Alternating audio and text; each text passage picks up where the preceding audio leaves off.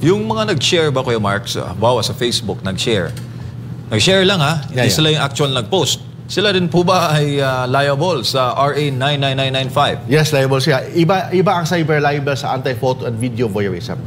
For example, may mga libelos na sinasabi ang isang tao, yan si Juan de la Cruz magnanakaw, corrupt, daming mga ginawa kasalanan, estapador, ganon. For example, ganon ang pinost niya sa Facebook. Ang ginawa mo, ikaw, nilike mo.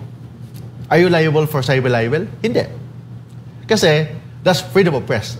Part of freedom of press, freedom of expression. Paano yung statement na yan, estapador, kawatan, corrupt, ano pa mga pinagsasabi, tapos ang ginawa mo, sinishare mo. Are you liable? No. Freedom of press, freedom of expression. Because in cyber libel, you can only liable if you are the original author. Kung ikaw mismo ang nag-publish, you are the original author, ikaw ang liable. But sinare mo lang, nilike mo lang, hindi yan. Kasi sabi ng batas, in cyber libel, you can only be liable for cyber libel if you are the original author, not the one na nagbigay ng support ng original author. Kailangan original author ka para maging liable ka ng cyber libel. But in anti-photo and video voyeurism, iba.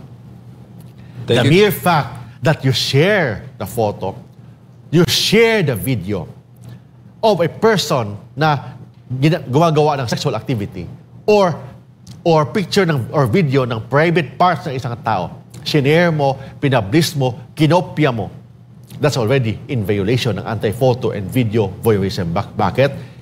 Hindi lang ito about freedom of press or freedom of expression. Yung photo na yan or yung video na yan na nakahubad si Pedro, nakipagtalik si Juan, is in violation ng right to privacy and dignity ng isang tao. Ang purpose ng batas is to prevent the misuse of technology for sexual exploitation.